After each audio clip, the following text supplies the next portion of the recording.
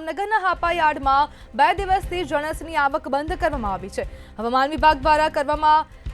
જે માવઠાની આગાહી કરવામાં આવી છે, જેને પગલે હવે જણસની આવક બંધ કરવામાં આવી અને યાર્ડમાં મોટાભાગનો પાક સુરક્ષિત જગ્યાએ રાખવામાં આવ્યો છે અને પાકને બચાવવા યાર્ડ દ્વારા તમામ વ્યવસ્થા કરવામાં આવી છે।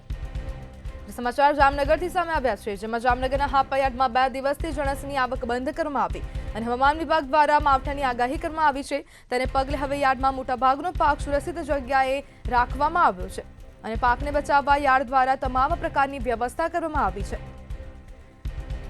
ત્યારે જામનગરથી આ સમાચાર છે, જેમાં હવામાન વિભાગે આગાહી કરી છે, માવઠાની આગાહી કરવામાં આવી છે। ત્યારે હાપા યાર્ડમાં 2 દિવસથી જણસની આવક બંધ કરવામાં આવી અને યાર્ડમાં મોટાભાગનો પાક જે છે તે સુરક્ષિત જગ્યાએ રાખવામાં આવ્યો છે।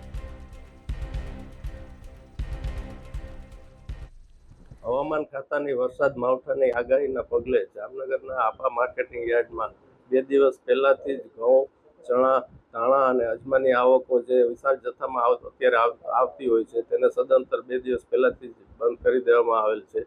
અને હવામાન ક્લિયર થયા બાદ રાબેતા મુજબ આ જણસોની આવકો ફરી શરૂ કરવામાં આવશે અને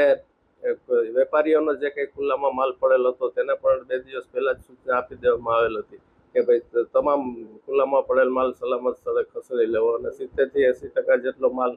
સલામત સ્થળે ખસેડી લેવામાં આવેલ છે અને બાકી જે છે તેને પણ ખસેડવાની કામગીરી હાલમાં ચાલુ છે અને યાર્ડમાં કુલ 7